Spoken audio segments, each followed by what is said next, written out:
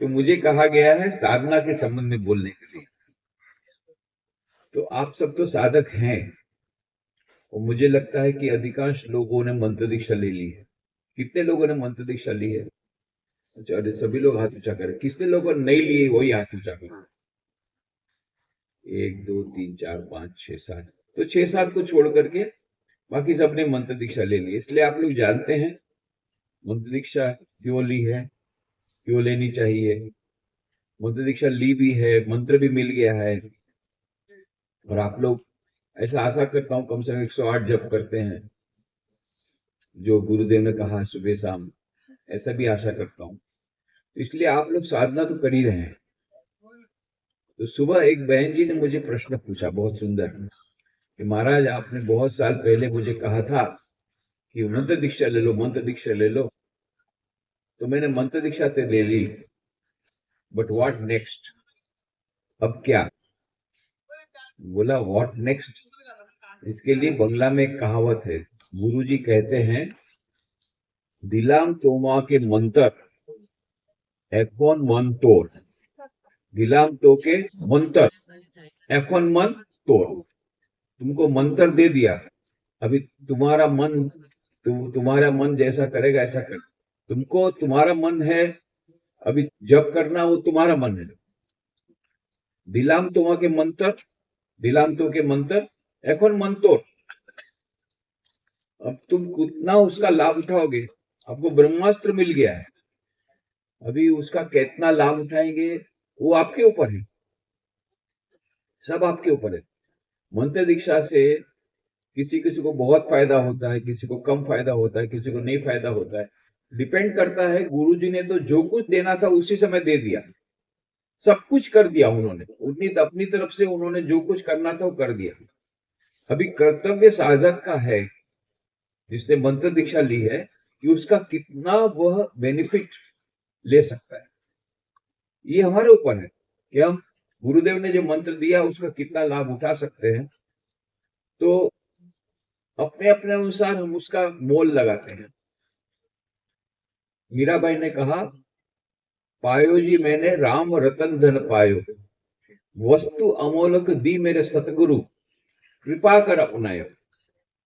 तो गुरुदेव ने बहुत अमूल्य वस्तु दे दी है, कृपा करके मुझे अपनाया है, अमूल्य वस्तु दे दी है। उस अमूल्य वस्तु का जो रतन है, राम रतन, उस रतन की कीमत हम कितनी देना चाहते हैं, ये हमारे ऊपर है। सब लोग अपना अपना मोल लेते हैं। श्री रामकृष्ण देव की तो आपने वचनामृत पढ़ा है, इसलिए आप जानते हैं, कथामृत पढ़ा है, किस प्रकार से एक सेठ जी ने कहा कि ये जो हीरा है उसको लेके जा, बेचना नहीं है, केवल प्राइस पूछ करके आ जा, कीमत वो कितना देना चाहते हैं। तो सबसे पहले सब्जी वाले के पास गया, बोले भाई इसको मैं बेचना चाहता हूँ, तो कितना दोगे तुम, कितना बैगन दोगे? तो पलटा के देखा, अच्छा चमकीला है तो बच्चे के काम में आएगा, ठीक है, 10 सेर बैगन दे दो। बोले थोड़ा सा ज्यादा करो। बस 10 सेर बैगन कम होता है, उससे ज्यादा एक बैगन नहीं दूंगा, 10 सेर में देना हो तो दे। ठीक है। तो सेठ जी ने के वापस आया, सेठ जी को बस वो तो 10 सेर बैगन के ज्यादा ऊपर एक भी बैगन देने को तैयार नहीं। ठीक है, कपड़े वाले की दुकान में जाओ। तो कपड़े वाले ने बोला मैं 10 मीटर कपड़ा दूं। थोड़ा सा ज्यादा, बहुत ज्यादा मैंने बोल दिया, 10 मीटर कपड़ा किसको बोलते हैं? नहीं। तो फिर वापस जाके बोले 10 मीटर कपड़े से ज्यादा देना नहीं चाहता। तो सोना चांदी के यहाँ जाओ। तो सोना वाले के यहाँ दुकान में गया, तो उसने बोला कि मैं 10 तोला सोना लूंगा। तो बोले थोड़ा सा ज्यादा बोले। 10 तोला सोना का, तुमको सोना का भाव पता है आजकल मार्केट में क्या है? 10 तोला सोना बोल रहा हूं, उसके ऊपर एक रत्ती भर सोना नहीं मिलेगा। आगे बताया। तो ठीक है, अभी हीरे के व्यापारी, हीरे के व्यापारी जैसे देखा, अरे बोले इसको मैं तुमको जितना रुपया देना हो दूंगा, पर इसको मैं वापस नहीं दूंगा। तुम बोलो अपने मालिक से, पूछ लो कितना चाहता है, मैं उतना ही दे दूंगा। उसको मालूम है कोहिनूर हीरो है, मिलने वाला नहीं है। वो रख लिया आपने। तो उसने फिर छीना, जा करके दौड़ करके बोला मालिक को, ये तो वापस ही देना नहीं चाहता था। बोले जितना मांगेगा उतना रुपए मैं दूंगा, 10 करोड़ 11 करोड़ जो बोलेगा, पर मैं ये वापस नहीं करूंगा क्योंकि ये मिलता ही नहीं है। वो हीरे का व्यापारी है, उसने ठीक जाना है हीरे का दाम कितना है। हीरे का दाम बैगुन वाला नहीं दे पाएगा, हम लोग मंत्र दीक्षा का दाम नहीं दे पाएंगे। हमारे लिए मंत्र है, मंत्र भगवान ने दिया है, क्या है मंत्र है, मिल गया तो मुफ्त में मिल गया है। क्या 100 150 रुपया खर्चा होता है फल फूल का, दैट्स ऑल। कोई ज्यादा तो कोई प्रणामी कोई 10 रुपए देता है, कोई 100 रुपए देता है, बस हो जाता है, उसमें खत्म हो जाएगा मामला, खत्म। तो हम कितना प्राइस, ये प्राइस देने की, रुपये में देने की बात नहीं है। पायो जी मैंने राम रतन धन पायो, वस्तु अमोलक दी मेरे सतगुरु, कृपा कर अपनाए। ये राम रतन हमको मिला हुआ है, अब उसकी कीमत हम अपने अनुसार लगाते हैं। कोई बोलते हैं अरे हमारा समय तो बहुत मूल्यवान है, इसलिए हम ज्यादा से ज्यादा 5 मिनट देंगे। कोई कोई तो ऐसा भी रहते हैं, बहुत प्रकार के हैं। कितने लोगों को पूछता हूँ मंत्र दीक्षा ली है, बोले हाँ ली है। गुरु का नाम बोले याद नहीं है। अरे मंत्र याद है, बोले वो भी याद नहीं है। बोले कब से छोड़ा, बोले वो तो थोड़ा दिन तक किया था, उसके बाद छोड़ दिया। ये है एक कैटेगरी। दूसरे कैटेगरी है, बोले हाँ मंत्र जाप करते हैं, वो गुरुदेव ने कहा है 108 बार करते हैं सुबह शाम। गुरु का नाम तो उसको भी पता नहीं था, पर 108 बार जप करता है, गुरु ने कहा है इसलिए करता है, नहीं तो बोले अपराध होगा। कर लेते, 5-5 मिनट निकाल देते, कैसे भी करके गुरु को देना, क्या करें, बेगार टाल ने निकालता, तो अभी क्या करें, फंस गए। अभी महाराज के कहने पर हम दीक्षा तो ले लिए, सारी जिंदगी के लिए फंस गए, रोज 5 मिनट निकालना पड़ता है। तो जो भी हो वो 5 मिनट निकालते हैं। कुछ लोग ऐसे हैं रोज आधा घंटा सुबह शाम निकालते हैं, कुछ आधा घंटा निकालने के बाद मन में ही मन में जप करते रहते हैं मंत्र को, वो जानते हैं उसका मूल्य कितना है। तो अब सब हमारे अपने अपने अनुसार हम लोग मूल्य निकालते हैं। एक युवक ने पत्र लिखा है, हमारे बहुत सीनियर स्वामी जी थे, उनको पत्र लिखा कि महाराज मेरी मंत्र दीक्षा हो गई है, आप मुझे विशेष आशीर्वाद करिए। तो उन्होंने बहुत सुंदर उत्तर दिया, पत्र का पोस्ट कार्ड में ही दिया, पर बहुत छोटा सा उत्तर, पर बहुत सुंदर उत्तर। तो मंत्र दीक्षा को इंग्लिश में इनिशिएशन बोलते हैं। तो इंग्लिश में पत्र था initiation question mark, opening A bank account question mark, so now you have the check with you. You can draw any amount of spirituality from Sri Ramakrishna's bank. But before you begin to withdraw, deposit love, deposit faith. ये छोटा सा पत्र उन्होंने दिया था, कितना सुंदर उत्तर दे दिया। इनिशिएशन मंत्र दीक्षा हो गई, तो इनिशिएशन मतलब क्या होता है, ओपनिंग ए बैंक अकाउंट। श्री रामकृष्ण के बैंक में हमारा अकाउंट खुल गया, और श्री रामकृष्ण के बैंक में कितना ट्रेजर है, कितनी श्री रामकृष्ण ने तपस्या की है, कितनी साधना की है, ये सब जो श्री राम, क्योंकि हम अभी श्री रामकृष्ण के परिवार के सदस्य हो गए। जो भी मंत्र दीक्षा लेते हैं, उनको जिस सेंटर से मंत्र दीक्षा लेते हैं, वहां से कम साल में 5 निमंत्रण पत्र मिलते हैं, और बेलूर मठ से भी 5 निमंत्रण पत्र मिलते हैं। क्यों? आप रामकृष्ण परिवार के ऑफिशियल सदस्य बन गए, एकदम रामकृष्ण परिवार के सदस्य बन गए। ये कम बात नहीं है मंत्र दीक्षा देना। तो आप जुड़ गए इस प्रकार से, कहीं भी आप जाएंगे तो आपको पहले ही पूछेंगे कि मंत्र दीक्षा हुई है। तो यदि आप बोले है, तो फिर दूसरा कोई क्वेश्चन पूछने का नहीं है। इसका मतलब ही है उसने रामकृष्ण शारदा देवी की, स्वामी जी की किताबें पढ़ी है, इसका मतलब ही वो रामकृष्ण परिवार का सदस्य है। इसका मतलब बाद में और कोई क्वेश्चन पूछने का किसी को रहता नहीं है। वैसे उसका एक पक्ष ये भी है, कुछ लोगों को पूछा जाता है क्यों मंत्र दीक्षा लेना चाहते हो, फॉर्म में लिखा रहता है ना, बोले ऐसा सुना है कि मंत्र दीक्षा लेने से गेस्ट हाउस में दूसरा क्वेश्चन फिर पूछते नहीं है, इसलिए हमको गेस्ट हाउस में फ्री एकोमोडेशन के लिए मंत्र दीक्षा ले रहे हैं, बाकी हमने इसके पहले 2-3 गुरु बना दिए हैं ऑलरेडी। तो ऐसे भी है। पर ये मंत्र दीक्षा गेस्ट हाउस में एडमिशन लेने के लिए, गेस्ट हाउस का फैसिलिटी लेने के लिए मंत्र दीक्षा लेना, ये तो बहुत एक दूसरी प्रकार की बात हो गई। परंतु जो आध्यात्मिक साधक है, वो साधना करना चाहता है, उसने पहले तो ये श्री रामकृष्ण देव का ये उपदेश सुन के रखा है। सुबह हमने उनकी बात की थी, बार बार श्री रामकृष्ण देव कहते कथामृत में, वचनामृत में, कि मनुष्य जीवन का उद्देश्य क्या है, ये पहले ठीक करना पड़ेगा। लक्ष्य क्या है, अंतिम लक्ष्य क्या है, अंतिम उद्देश्य क्या है, ये किसी ने सोचा ही नहीं है। पर श्री रामकृष्ण देव ने सोच करके बता दिया कि प्रत्येक मनुष्य का जीवन का लक्ष्य है ईश्वर प्राप्ति। ये हमको याद रखना है। और ये रामकृष्ण देव ने उस ईश्वर प्राप्ति के लिए मंत्र दीक्षा लेना है। मंत्र दीक्षा का मतलब होता है हमने गुरु बना लिया, क्योंकि यह जो पथ है वो बहुत कठिन पथ है, सरल पथ नहीं है, उसमें मार्गदर्शन की आवश्यकता है। और इसीलिए जो मार्गदर्शन देता है उसको गुरु बोलते हैं। गु और रू दो अक्षर से बना है। गु मतलब अंधकार, रू मतलब निवर्तक, जो अंधकार का निवर्तन करके प्रकाश की ओर ले जाए, अंधकार से प्रकाश की ओर, उसका नाम गुरु। ये गुरु बनाते इसलिए ताकि हमको आध्यात्मिक ज्ञान, ऐसे तो गुरु हमारे बहुत हैं आजकल, मैनेजमेंट गुरु होते हैं, म्यूजिक गुरु होते हैं, और कराटे, जुड़ो कराटे गुरु होते हैं, मैथमेटिक्स गुरु होते हैं। ये सब अलग अलग गुरु का नाम बहुत इतना चीप हो गया, अभी सस्ता हो गया। और ये सब गुरु, असली में जो गुरु पहले के जमाने में बोलते थे, जो गुरु अंधकार से प्रकाश की तरफ ले जाए, आध्यात्मिक ज्ञान प्रदान करे, ईश्वर प्राप्ति करा दे, उसका नाम गुरु। अभी उसका शब्द का थोड़ा सा अलग प्रकार से व्यवहार होता है। तो जो भी हो, ये गुरु है। ये गुरु की आवश्यकता इसलिए है कि वो हमको अंधकार से प्रकाश की ओर ले जाएंगे, हमारे जीवन के उद्देश्यों को फुलफिल करेंगे। इसीलिए स्वामी विवेकानंद ने कहा, उत्तिष्ठत जागृत प्राप्य वरा निबोधत। और उसका, वो तो सप्तर्षि मंडल से आए थे, ऋषि थे, इसलिए उन्होंने अपने अनुसार उसका अनुवाद किया। उठो जागो और लक्ष्य प्राप्ति तक रुको मत, arise awake and stop not till the goal is reached. पर एक्चुअली क्या है, वो कठोपनिषद का श्लोक है।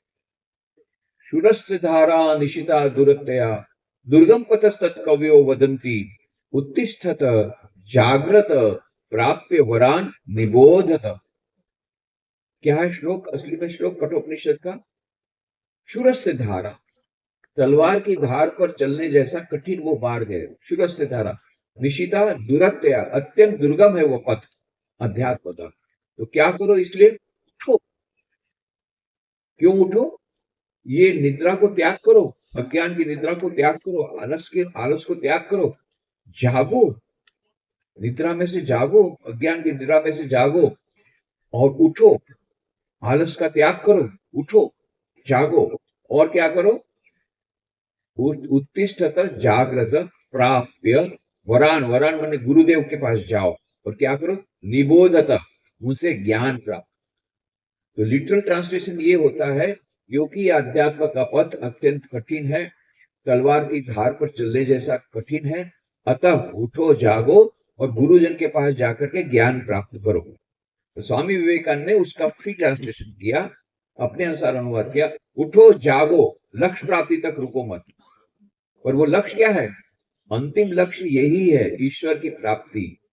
अध्यात्म की चरम सीमा है उस ईश्वर की प्राप्ति, जिसको प्राप्त करने के बाद और कुछ प्राप्त करना बच नहीं जाता।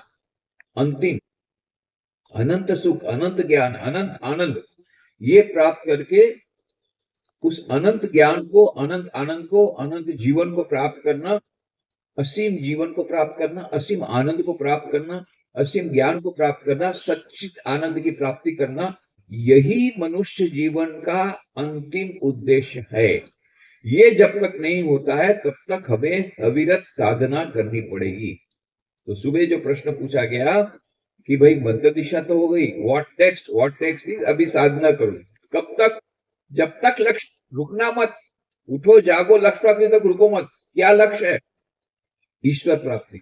जब तक अनंत सुख, अनंत ज्ञान, अनंत आनंद, अनंत जीवन नहीं मिल गया, सच्चिदानंद की प्राप्ति नहीं हुई, तब तक अविरत कार्य करते रहना है, बढ़ते रहना है, साधना करते रहना है। जैसा गुरु ने बताया इस प्रकार की साधना हमें करता रहना, ये उसका। और हम लोग इतने भाग्यवान हैं कि हमारा श्री रामकृष्ण के बैंक में अकाउंट खुल गया है। श्री रामकृष्ण की बैंक, इतना बड़ा ट्रेजर है उनके पास कि श्री रामकृष्ण ने कोई साधना बाकी नहीं रखी। तांत्रिक साधना की भी, वैदिक साधना भी की, सभी प्रकार के मार्गों से साधना की, सभी प्रकार के देवी देवताओं के दर्शन किए, वात्सल्य रस, सभी जितने रस, सब प्रकार की साधना की, मधुर रस तक की भी साधना की, मधुर भाव की भी साधना की, सभी प्रकार के भावों की साधना की, सभी प्रकार के देवी देवताओं की पूजा की, सभी देवताओं की प्राप्त, उनके दर्शन प्राप्त किए, सभी मार्ग, यहाँ तक कि हिंदू धर्म के ऊपर के भी जो धर्म, सनातन धर्म के शिवा के जो मार्ग हैं, उन मार्गों के बारे में या तो उन्होंने जानकारी प्राप्त की या उस पर उन्होंने साधना की। इस्लाम धर्म की साधना की, ईसाई धर्म की साधना की, सिख धर्म की साधना नहीं की, परंतु सिख धर्म के बारे में सिख सिपाहियों से जो बात होती थी, उससे सिख सिपाही इतने प्रभावित हुए कि वो मानते थे कि हमारे गुरु नानक का ही अवतार है। क्रिश्चियन लोग ऐसा मानते थे कि क्राइस्ट के अवतार है। तो सभी धर्मों की ओर उन्होंने अपने जीवन में साधना की। ये सभी साधना का रूपी जो बैंक है, हम उसके हकदार हो गए। कितनी बड़ी बात है। श्री रामकृष्णा के बैंक में हमारा अकाउंट खुल गया। अभी चेक बुक आपको मिल गई है, हम चेक लिख करके वो भुना सकते हैं। बैंक अकाउंट में नाम है हमारा, रामकृष्ण की बैंक में अकाउंट में नाम खुल गया भाई, कम बात नहीं है, दीक्षा हो गई। परंतु फिर उन्होंने कहा, so you have the checkbook with you. You can draw any amount of spirituality from Sri Ramakrishna's bank. But before you begin to withdraw, deposit. थोड़ा डिपॉजिट तो करो, थोड़ा सा तो डिपॉजिट होना चाहिए, नहीं तो मैनेजर निकाल देगा फिर। थोड़ा डिपॉजिट होना चाहिए। Deposit what? Deposit love, deposit faith. थोड़ी भक्ति, भगवान के प्रति प्रेम, भक्ति, उसको डिपॉजिट करो। फेथ, श्रद्धा डिपॉजिट करो। और ये श्रद्धा और भक्ति वो कैसे हमको पता पड़ेगा? श्रद्धा भक्ति मंत्र जो भगवान ने, जो गुरुदेव ने दिया है, उसका मंत्र का जाप जितना करेंगे उतना ही वो हमारी श्रद्धा भक्ति बढ़ेगी। और जितने प्रमाण में श्रद्धा भक्ति बढ़ेगी, हमारा शेयर होल्डर, वहां पर शेयर, हमारा दाम उसका बढ़ता जाएगा। रामकृष्ण की कंपनी में शेयर होल्डर हो गए भाई, कम बात नहीं है। अभी वो शेयर होल्डर का जो हमारे पास जो शेयर है, उसकी कीमत किसके ऊपर डिपेंड करेगी? हम कितनी साधना करते, उसका फल हमें मिलेगा। तो अविरत हमको साधना करनी। तो हमारे यहाँ पर एक तो साधना का मतलब होता है जो गुरुदेव ने जो बताया है उस प्रकार से प्रार्थना करना, उस प्रकार से ध्यान करना, उस प्रकार से मंत्र जाप करना, दिन में कम से कम 2 बार। और साथ साथ में ये भी कहा जाता है कि कुछ किताबों को पढ़ना, श्री रामकृष्ण विवेकानंद साहित्य, रामकृष्ण कथामृत, या हिंदी में बोलते वचनामृत, गॉस्पेल ऑफ श्री रामकृष्ण, गीता, रामायण, महाभारत, ये सब ग्रंथ को पढ़ना, दुर्गा सप्तशती, चंडी, इन सब का पाठ करना। ये स्वाध्याय, स्वाध्याय के 2 रूप है। एक तो किताब के रूप में है, श्लोक की आवृत्ति करना, और दूसरी है उसका सत्संग करना। अभी 2 सत्संग भी 2 प्रकार के हो गए। एक तो जैसे अभी आप सत्संग कर रहे हैं तो प्रवचन सुनना या फिर साथ में भजन गाना, कीर्तन करना, ये सब सत्संग है।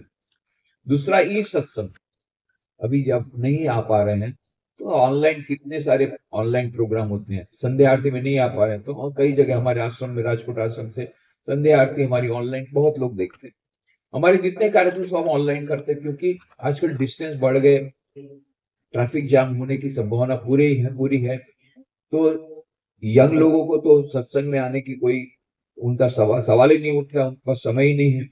और जो सीनियर सिटीजन वो आना चाहते हैं, वो सीनियर हो गए हैं तो वो आ नहीं सकते बिकॉज ऑफ हेल्थ रीजन या बिकॉज ऑफ ट्रैफिक जाम। तो इसलिए हम लोग ऑनलाइन सत्संग करते हैं। ये भी कोरोना के समय में हम लोगों ने देखा कि बहुत लोगों को मन में डिप्रेशन है, काफी लोग चिंतित है। तो हम लोगों ने उस समय, हमारे एक स्वामी जी आए थे जो भागवत के बहुत अच्छे भागवत करते हैं, उनको हमने 3 दिन के लिए बुलाया था, क्योंकि वो बाद में वो जाने वाले थे अफ्रीका, उनका पोस्टिंग होने वाला था। तो हमने कहा भाई अफ्रीका जाने के पहले 3 दिन राजकोट में आ जाओ, 3 दिन भागवत की। ऐसा कुछ हुआ कि जिस दिन आए उसके 2 दिन के बाद ही ये बंद हो गया पूरा, कोरोना के कारण ये पूरा का पूरा बंद हो गया। तो अभी तो कोई बाहर ही नहीं निकल सकता, बाहर निकलने की बात ही नहीं है, तो सत्संग में कोई आएगा नहीं। तो हमने फिर 1 हफ्ता के बाद करेंगे, 2 हफ्ता के बाद करेंगे, 1 महीना चला गया, फिर भी वो कोरोना तो जा नहीं रहा है और बहुत प्रकार के प्रतिबंध है, सत्संग कर नहीं सकते। मनाही है, पूरा आश्रम में भी मनाही है आने की। तब हमने ये सोचा ऐसा करते हैं कि वो तो यहीं पर है, भागवत कथाकार यही है, ऑनलाइन प्रोग्राम कर देते हैं। तो ऑनलाइन 1 सप्ताह के लिए हमने रखा कि भाई 1 सप्ताह तुम ऑनलाइन करो। उसका इतना जबरदस्त रिस्पांस मिला, पूरे भारतवर्ष से इतने लोग ऑनलाइन देख रहे थे। तो सब लोगों ने बोला कि बहुत मजा आ रहा है, इसमें हमको बहुत शांति मिल रही है, बहुत हमारी पॉजिटिविटी आ रही है, डिप्रेशन में थे उसमें आ गए, इसको बंद मत कीजिए। फिर 1 हफ्ता बढ़ाया, फिर 1 हफ्ता बढ़ाया, ऐसा करके 330 दिन तक प्रतिदिन भागवत सप्ताह चला। 1 घंटा भागवत, 10 से 11 सुबह। और बहन लोग तो क्या करती थी, 10 बजे पहले रसोई बना करके एकदम बैठ जाती, और सभी लोगों ने हमको कहा 10 से 11 भागवत, फिर भजन, फिर क्वेश्चन आंसर में कुछ करता था। ऐसा करके 10 से 12 उनका फिक्स टाइम था ऑनलाइन सत्संग। तो ऐसे ई सत्संग भी हो सकता है आजकल, ये एक नया हमारे पास एक फैसिलिटी है। तो ई सत्संग जो भी होगा, सत्संग बहुत आवश्यक है, स्वाध्याय बहुत आवश्यक है, मंत्र जाप बहुत आवश्यक है, ध्यान आवश्यक है। कई लोग बोलते ध्यान नहीं करते, कोई बात नहीं, मंत्र जाप करने से धीरे धीरे धीरे मंत्र जाप ही ध्यान में परिणित हो जाएगा। बहुत जोर करके ध्यान करने की आवश्यकता नहीं है, पर आप मंत्र जाप अवश्य कीजिए। मंत्र जाप ठीक से करने से धीरे धीरे धीरे मन शांत होगा, फिर वो ध्यान के लिए प्रस्तुत हो जाएगा। इसलिए उसके लिए चिंता मत कीजिए। कई लोग बोलते हैं कि ध्यान में बोलते हैं, स्वामी जी थोड़ी एक प्राइवेट बात करनी है, बोलिए बोलो क्या।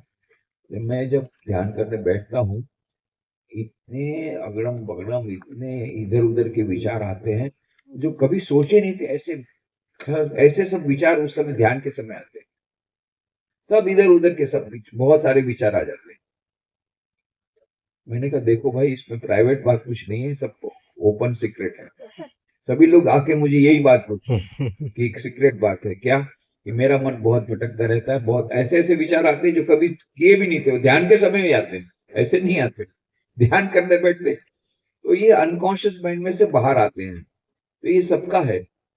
तो इसलिए क्या करना है, ध्यान छोड़ देना है नहीं, प्रयत्न करते रहना है, परंतु मंत्र जाप पर ज्यादा ध्यान देना है, ध्यान पर कम देना है, धीरे ध्यान का समय धीरे धीरे बढ़ाना है, पर छोड़ना नहीं है। क्यों? क्योंकि we are all travelling by the same boat. हम सभी एक ही नाव पर सवार हैं, इतना याद रखना। यदि कोई मुझे कहता है कि भाई मेरा ध्यान में मन नहीं लगता और इधर उधर के विचार आते हैं, तो मैं बोला ये सभी की ये बात है। पर यदि कोई कहे अरे मैं तो ध्यान करता हूँ, एकदम समाधि में चला जाता हूँ और इस प्रकार से मेरी कुंडलिनी जग गई है और एकदम सप्तम उस पर पहुंच गया हूं मैं, भूमिका पर, तब मुझे लगता है मेंटल हॉस्पिटल जाने की तैयारी है। सचमुच में है। कुछ लोग फिर बाद में जा उनको दे और कुछ कर नहीं सकते, डॉक्टर लोग कुछ समझ भी नहीं पाते, क्योंकि वो लोग इस प्रकार का केस हो गया। अब कोई लोग उत्साह के अतिरेक में कहाँ कहाँ कुछ पढ़ लिया, अभी यूट्यूब में कुछ देख लिया, इधर उधर मिला करके बिना गुरु बनाए बस अपनी तरह से शब्द शुरू कर दिया ध्यान। फिर बोले अभी कई लोग हमारे पास आकर के इसकी कुंडली ऊपर चढ़ गई, नीचे नहीं उतरी। किसने कहा था भाई जबरदस्ती ऊपर चढ़ाने को? स्वामी विवेकानंद ने राजयोग में साफ कहा है, ग्रंथ में प्रारंभ में ही, कि ये सब जो साधना है वो गुरु के व्यक्तिगत मार्गदर्शन के सिवा नहीं करनी चाहिए, अन्यथा मानसिक रूप से मानसिक रोग से ग्रसित होने की पूरी संभावना है। ऐसी चेतावनी स्वामी विवेकानंद ने राजयोग ग्रंथ में दी है। उसको पढ़ते नहीं है और सीधा राजयोग शुरू कर देते हैं और सीधा प्राणायाम और कुंभक, जिसके लिए स्वामी जी ने कहा कि प्रिपरेशन लगती है। और कारण क्या है? कारण यह है कि हम भूल जाते हैं कि ये जो समाधि है ये अष्टम सोपान है। यम, नियम, आसन, प्राणायाम, प्रत्याहार, धारणा, ध्यान, फिर समाधि। हम सीधा अष्टम सोपान पर जाना चाहते हैं, छलांग लगा करके 8वें मंजिल पे कूदना चाहते हैं, इसलिए नीचे गिरते हैं चकनाचूर हो जाते हैं। यम क्या है? सत्य, अस्तेय, ब्रह्मचर्य, अपरिग्रह, अहिंसा। नियम भी 5 है। शौच, संतोष, तप, स्वाध्याय, ईश्वर प्रणिधान। यम और नियम जब तक फाउंडेशन हमारा तैयार नहीं हुआ, जब तक हमारी बिल्डिंग हमको बनानी है, बिल्डिंग का आपने फाउंडेशन ही नहीं डाला, फाउंडेशन स्टोन डाला ही नहीं, फाउंडेशन किया ही नहीं, और सीधा बिल्डिंग बनाना चाहते तो बिल्डिंग गिरने वाली है। Foundation is most important. पहले फाउंडेशन बनाइए। यम नियम फाउंडेशन है, इसके ऊपर आपका सुपर स्ट्रक्चर तैयार होगा राजयोग का या ध्यान का। तो यम नियम, आसन, प्राणायाम, प्रत्याहार, धारणा, ध्यान, और अंतिम सोपान है समाधि। हम लोग सीधा समाधि में पहुंचना चाहते हैं। वो भी कैसी समाधि? इंस्टेंट समाधि, instant coffee, instant success, instant समाधि, और फिर इंस्टेंट डेथ, इंस्टेंट सुसाइड, सब कुछ इंस्टेंट। इंस्टेंट का जमाना है, इसके कारण ये समस्या हो रही है। तो हमें धैर्य रखना पड़ेगा, इन्फिनिट पेशेंस, धैर्य और परसिवियरेंस, अध्यवसाय, धीरे धीरे करके आपको आगे बढ़ना है। तो सबसे पहले हमारा फाउंडेशन स्ट्रांग होना चाहिए।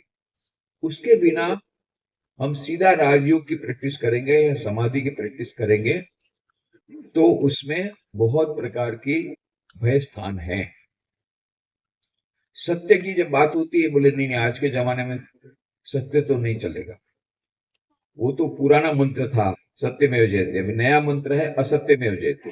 जो जितना झूठ बोलेगा वो इतना बिजनेस में आगे बढ़ जाएगा, समाज में भी वही आगे बढ़ेगा। जो समाज जो झूठ मूठ करेगा वो आगे बढ़ जाते हैं, वो पैसे वाले हो जाते हैं, वही सब कर लेते हैं।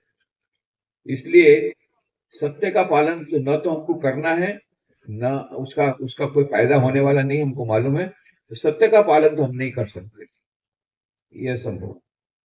अस्तेय, चोरी नहीं करना। हाँ, ये है, चोरी हम नहीं करते हैं। टैक्स की चोरी सब लोग करते हैं, वो हम करते हैं, बाकी ऐसी दूसरी कोई चोरी हम नहीं करते। तो टैक्स की चोरी तो करनी पड़ती, तो वो भी अस्तेय भी नहीं होगा। ब्रह्मचर्य तो बहुत पुरानी चीज है। अभी आज के जमाने में लिव इन रिलेशनशिप ये सब है, इसमें कहाँ आप ब्रह्मचर्य की बातें कर बैकडेट। अपरिग्रह, संचय नहीं करना, संग्रह नहीं करना, गिफ्ट स्वीकार नहीं करना। हमको तो गिफ्ट बहुत अच्छा लगता है, जहां गिफ्ट स्कीम होती वहीं हम जाते हैं। और हमारा कई लोगों को मैंने पूछा आपकी हॉबी क्या है, कई बहनों को विशेष करके पहले बोलते थे वो लोग आर्ट है, ड्राइंग है, चित्र बनाना हॉबी है, फोटोग्राफी हॉबी है, स्टैम्प कलेक्शन है, ये सब बोलते थे। अभी बोलते शॉपिंग मेरी हॉबी है, रोज जाके मॉल में जाकर खरीद करके ले आना। अभी घर पूरा मॉल बन गया। अब दूसरा घर की सोच रहे हैं, नया मकान, लेटेस्ट मॉडल का नया मकान, उसके लिए वो लोग सोच रहे हैं। ये है कंज्यूमरिज्म बात की वही। तो संग्रह तो करना ही है, गिफ्ट तो स्कीम हमको चाहिए। गिफ्ट की राह देखते हैं कि भाई कौन सी गिफ्ट आई, पहले देखो। पार्टी तो हमने की, पार्टी दे दिया, पर गिफ्ट क्या क्या आया ये पहले देखो। गिफ्ट में हमको ज्यादा इंटरेस्ट है। तो अपरिग्रह भी नहीं होगा। अहिंसा, हाँ, अहिंसा का पालन करते हैं। हमारे पास कोई बंदूक नहीं है, ना कोई तलवार है, ना कोई छुरी है, पर हाँ एक AK-47 है हमारे पास। यहां से जो बोलते हैं सामने वाला ऐसा घायल होता है 10 साल तक याद रहता है। वो AK-47 था, हम चलाते रहते हैं, सारा दिन चलाते हैं, सारा दिन चलाते हैं, वो AK-47 चलती रहती है। तो अहिंसा, वो भी हिंसा है शब्दों के द्वारा, वो भी नहीं होगा। तो सत्य का पालन हमारे लिए बहुत कठिन है, अस्तेय कठिन है, ब्रह्मचर्य कठिन है, अपरिग्रह कठिन है, अहिंसा कठिन है। उसी प्रकार से शौच मतलब शुद्धि, शरीर की, तन की, मन की, शौच। संतोष संतोष की क्या बात करते हो, माँ शारदा देवी ने क्या, संतोष के समान कोई धन नहीं है। हम बोलते हैं क्या बैकडेटेड माँ बोलती है। अरे असंतोष और आगे बढ़ाओ। आजकल के मोटिवेशनल स्पीकर बोलते हैं क्या, नहीं नहीं, लाखपति करोड़पति ऐसा तुम्हारा लक्ष्य नहीं होना चाहिए, अब्जोपति। You must become a multi millionaire, not millionaire. ये पुराना कॉन्सेप्ट बात देते, मल्टी मिलियनर बनो, ये संतोष बिल्कुल मत रखो और आगे बढ़ो। तो संतोष गया, फिर तब की तो बात ही नहीं है।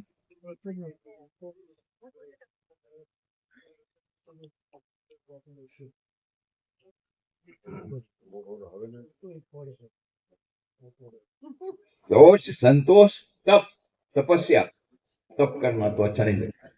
स्वाध्याय टाइम नहीं, सबके पास एक ही ट्रम्प कार्ड है, टाइम नहीं स्वाध्याय के लिए। ईश्वर प्रणिधान, भगवान में हमेशा मग्न रहना, पर वो ईश्वर में श्रद्धा नहीं है तो मग्न कहां से रहेंगे। तो यम और नियम हमारे लिए कठिन है। समाधि इंस्टेंट चाहिए, तुरंत चाहिए, और इसीलिए फिर गिरते हैं।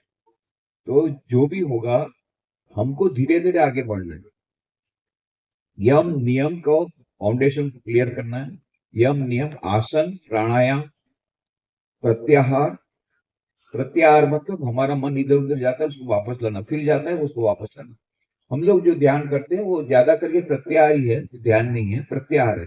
ये हमने इष्ट देवता का ध्यान शुरू किया, फिर मन भटका, फिर से उसको ला करके ईश्वर इष्ट के चरणों में लाया, उसको प्रत्याहार बोलते हैं। फिर टेक्निकल स्पीकिंग 12 सेकंड तक लगातार, 12 सेकंड तक लगातार बिना किसी विक्षेप के, यदि हमारा मन हमारे इष्ट देवता में या जो भी प्रत्यय होगा, आपका जो भी प्रत्यय हो, आपके इष्ट देवता प्रत्यय हो, देवी देवता की छवि हो, या कोई ज्योति हो, जिसको भी आपने एक प्रत्यय के रूप में लिया ध्यान के लिए, उस प्रत्यय पर 12 सेकंड तक अविरत यदि आपने कॉन्सेंट्रेट कर लिया, अपने मन को एकाग्र कर लिया, तो उसका नाम होता है धारणा। 12 second into 12 seconds is equal to 144 second, 144 minute, मतलब लगभग 2.5 मिनट तक लगातार बिना एक सेकंड के भी विक्षेप के, यदि आपका मन एक ही प्रत्यय पर यदि रहा, एकाग्र रहा, तो वो उसको ध्यान बोलते हैं। फिर 12 इंटू 12 इंटू 12, ऐसे लगभग आधा घंटा बिना विक्षेप के यदि आपका मन एकाग्र रहे, तो उसको समाधि बोलते हैं। वो भी असंप्रज्ञात समाधि, संप्रज्ञात समाधि सब अलग अलग है। सवीज समाधि, निर्बीज समाधि, निर्विकल्प समाधि, सब अलग अलग है समाधि के प्रकार। तो आप सोच लीजिए कितना कठिन है।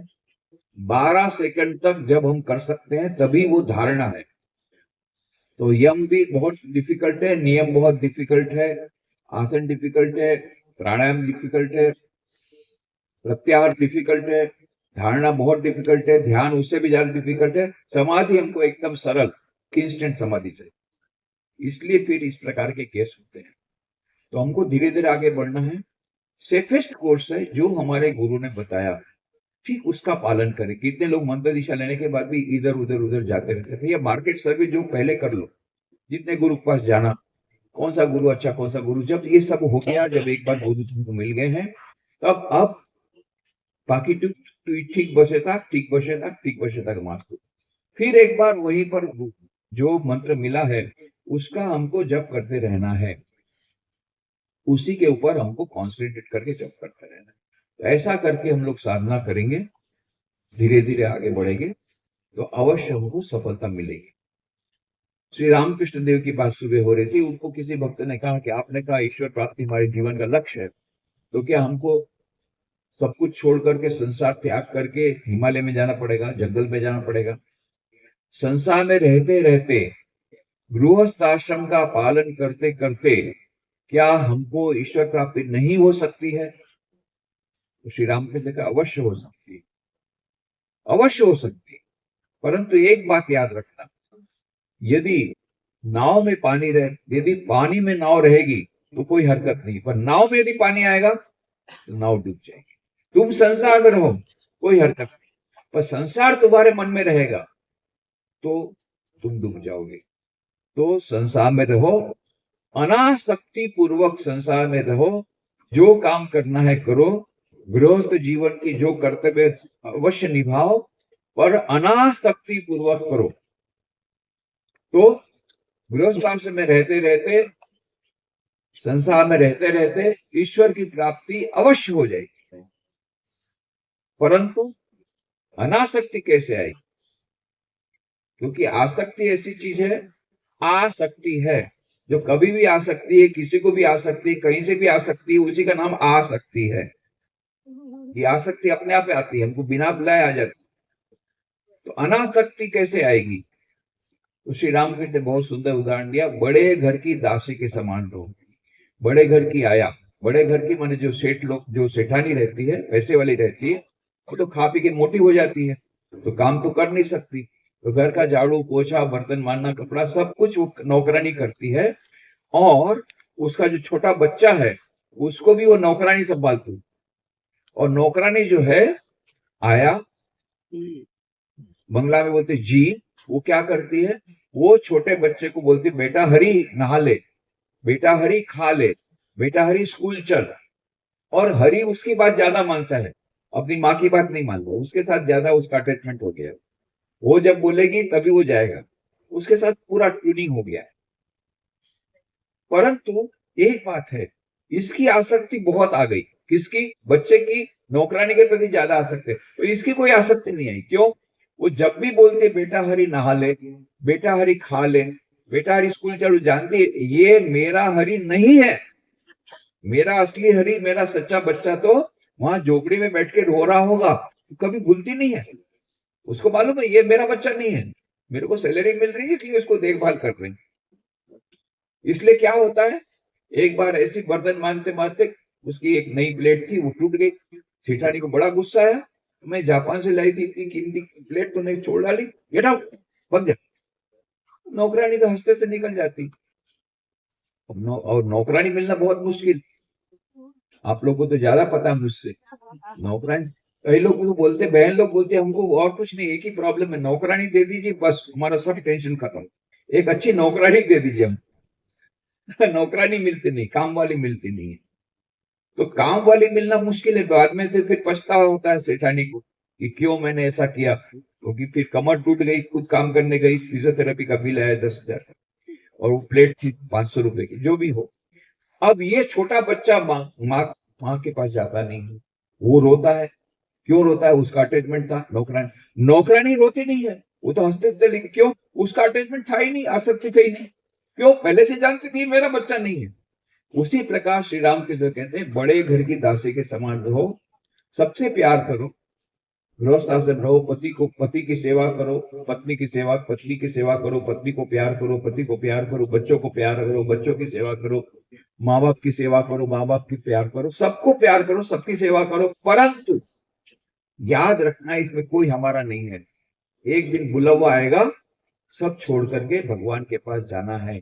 तो हमारे असली जो है, हमारा अटैचमेंट भगवान से होना चाहिए। श्री रामकृष्ण देव ने ये छोटी सी बात बताई है कि हम अनासक्ति पूर्वक यदि संसार में अपने साथ काम करेंगे, गुरुदेव ने जो मंत्र दिया उसका जाप करेंगे, वो साधना हम करेंगे, तो अवश्य हमारा जो अंतिम लक्ष्य है सच्चिदानंद की प्राप्ति, उसको प्राप्त कर सकेंगे। भगवान श्री रामकृष्ण देव, माँ शारदा देवी, स्वामी विवेकानंद चरणों में यही प्रार्थना करते हैं कि हमको जो मंत्र मिला है उस पर हमारी और श्रद्धा बढ़े, हम 10 से बेगुन से कम 10 मीटर कपड़ा देने को तैयार हो जाएं, और इस श्रद्धा धीरे धीरे बढ़ती रहे, और फिर एक ऐसी स्थिति आए जब हम समझ सके कि एक बहुत बड़ा एक ज्वेल, एक हीरा, एक रतन पायो जी मैंने, राम रतन धन पायो, वस्तु अमल को दी मेरे सदगुरु कृपा कर अपनायो। उसकी अनुभूति जो मीराबाई को हुई थी, वो अनुभूति हमको भी हो। ऐसी श्री रामकृष्ण माँ शारदा स्वामी विवेकानंद के चरणों में प्रार्थना है कि हम उनके बताए मार्ग पर चल करके अपने मानव जीवन सार्थक कर सके, मानव जीवन का लक्ष्य प्राप्त करके अपना मानव जीवन सार्थक कर सके, ऐसी शक्ति प्रभु हमें दे। ऐसी उनके चरणों में प्रार्थना करते हुए आप सबके भीतर में जो दिव्य चेतना विराजमान है उसको प्रणाम करते हुए और आत्मनिष्ठानंद जी को धन्यवाद देते हुए मेरी वाणी को विराम देता हूँ। हरि ओम तत्सत। ओम शांति शांति शांति।